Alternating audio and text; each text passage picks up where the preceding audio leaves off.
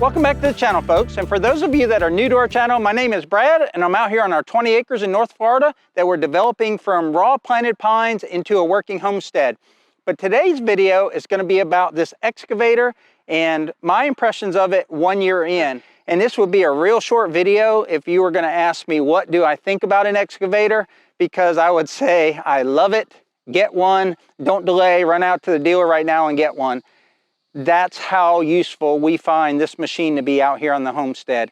So to kind of put it in perspective, we don't have 20 cleared acres. We have 20 acres of planted pines. Some of it is cleared now, but there's a lot of it that remains in what's called silviculture. So that's planted pines, pines in a row, and we're building buildings out here, and we have to dig up stumps. We have to clean out between those pine trees for fire control, and we have a lot of water lines and electrical lines to put in. When you develop land, you have different needs than if you buy land that's already, say, in the condition, its final condition that you want it in. But we didn't really realize we needed an excavator until we got one.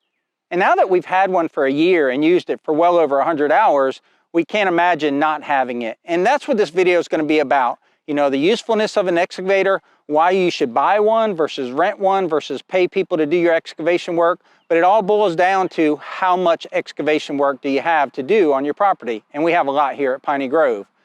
But before we get into the excavator, I do want to say one thing. Our excavator is in no way a substitute for our tractor. And again, it's Kubota. We love Kubota. We're not sponsored, but any tractor. I don't care if it's John Deere, Mahindra, Branson, whatever. The very first thing you should buy if you have land, a homestead, a farm, you know, more than a quarter of an acre, the very first thing you should buy is a tractor. And as much as I love Precious, our excavator, I would never give up my tractor. What I'm talking about in this video is what is that second piece of equipment you need on your homestead or farm. I cannot express how important a tractor is. But now switching gears, what is the second piece of equipment you should buy for a homestead? Now, when we bought this acreage 4.5 years ago, we didn't think we were going to buy an excavator. But as we got the land and we saw what we needed to do, we started looking at what is the next piece of equipment we need to buy. You can buy a whole bunch of implements for our Kubota L3901 tractor, and you can do a lot of things with it. But there are certain things a tractor can't do. At least they can't do efficiently and without, say, tearing up your tractor. And the number one thing is digging out stumps. We have a lot of trees that have fallen down that we have to pick up, you know, from storms. We have stumps we have to dig out. And digging. Nothing replaces an excavator for digging. A big part of our channel is our pond.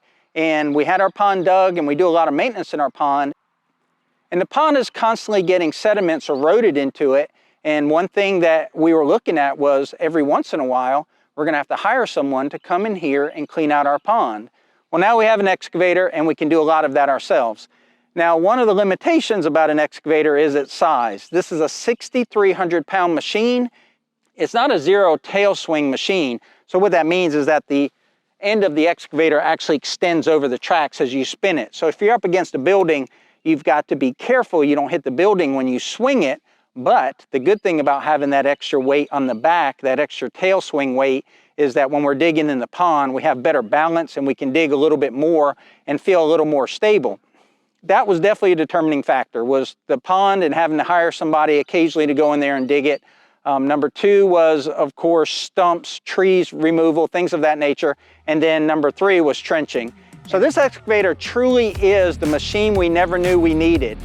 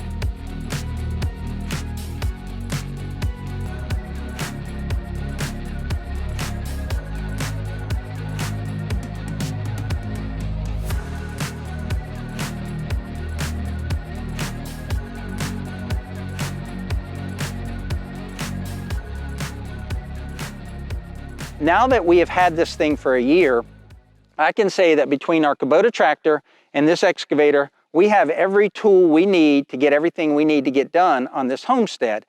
Whether it is tilling land, mowing land, digging, etc., we can do everything with these two pieces of machinery. That's my case for those out there that are looking at that second piece of equipment to buy. I would say seriously look at a mini excavator. Excavators are classified by how much they weigh. So this is on the small end of a mini excavator, but at 6,300 pounds, it's small enough to tow with a half-ton pickup. I have a half-ton GMC pickup, four-wheel drive, but with that truck, a 10,000-pound trailer, and this excavator, I can move this thing back and forth to service or other properties. You can do a lot of hire-out work with an excavator. Now, you can do that with other pieces of equipment as well, but with this machine, I think I could probably stay busy, 60, 80 hours a week for those jobs that the big excavators don't want to do. A big excavator costs about $2,500 a day to come on site. And I can probably hire this thing out and make a reasonable amount of money, pay back on my return on investment, probably at maybe $150 an hour or so. That's another thing for consideration is as you look down the future, what can this machine do for not only your homestead, but what can it do for you to maybe create a little bit of money or another income stream? Okay, so what does it cost for an excavator? This model, brand new, is $40,000. How could you possibly spend $40,000 for a second piece of equipment on a 20-acre homestead? Well, number one, we didn't buy it new. We got a really, really good deal on it. We bought it used. So knowing that we didn't pay full price, we still did pay a significant amount for this excavator. And is it worth it? And I would say definitely. There's something to be said for always having a machine like this on the property for when you have a job to do. I know that I can come out here on a Saturday and put in a water line, and I don't have to worry about finding an excavator, driving somewhere, trailering it here, paying someone to be here, or on the worst case scenario, hiring someone, and then they can't get to it for 3 months, and that stalls your works.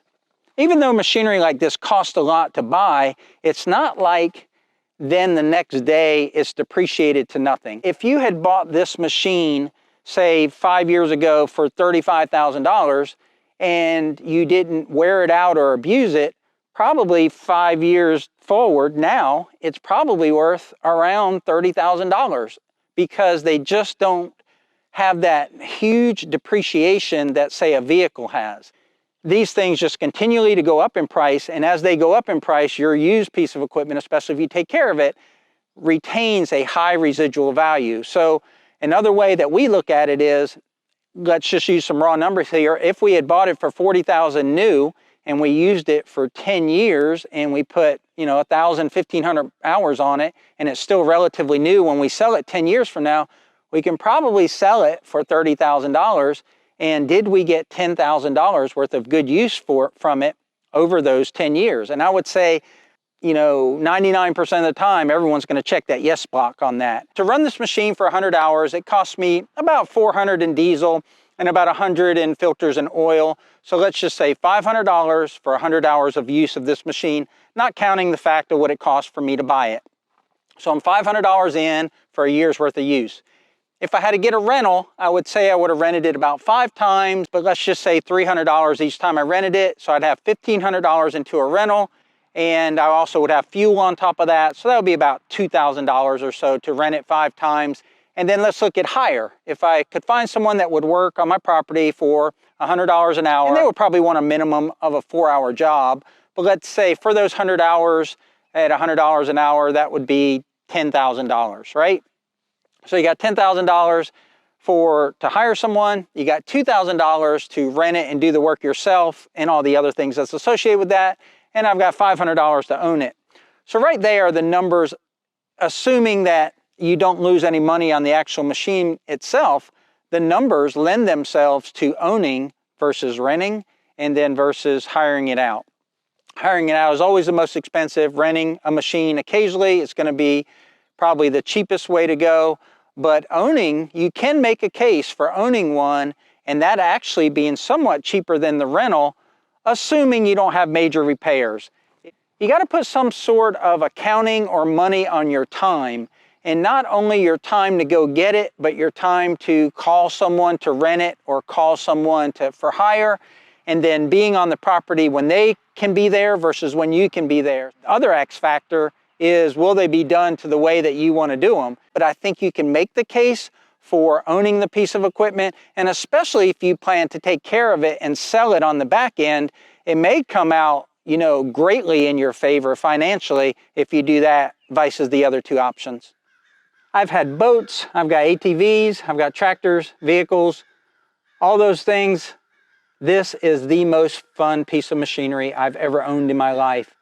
I actually can't wait to get on it and do work. And once you've been on it a couple hours, you're not going to be as good as those expert operators that have been doing it for 10 years, but in just a couple hours, you're going to be good enough that you can take on just about any task that you're going to have. There's a lot of very technical aspects to using an excavator. I'm not that proficient at it, but still I am efficient enough that I can get the job done and do a professional job. I just may not do it quite as quick as, you know, a seasoned professional out there. And let's face it, all of this homestead work, all this farm work, land clearing, it is work. There are dozens of projects out here at Piney Grove that need to be done with this excavator, and I've got them all stacked up in my mind, and it's literally going to take me years to get them all done. But I can say this piece of equipment puts a smile on my face and makes just about every job you do with it fun. It can dig out the biggest stump out there. It can, you know, grade with the front blade. It can, using the weight of the machine, track in where you want to pack a trench. It can just do so many things, and it's just fun to use. I've always liked heavy equipment. I've always liked tractors, grew up on a farm, but I've never had a piece of equipment that I enjoy so much as this piece of equipment. So that's what I wanted to cover today. We've had Precious out here at Piney Grove for 1 full year. We've put 100 and some hours on her, and we've loved every minute of it. So we highly recommend that if you have a need for an excavator, you might want to consider buying one versus renting one or hiring out someone to do that work for you. That's going to wrap up today's video. We appreciate you watching. If you would, click that like button, subscribe if you haven't already, and share with your friends. Otherwise, we'll catch you on the next one. Take care out there, y'all.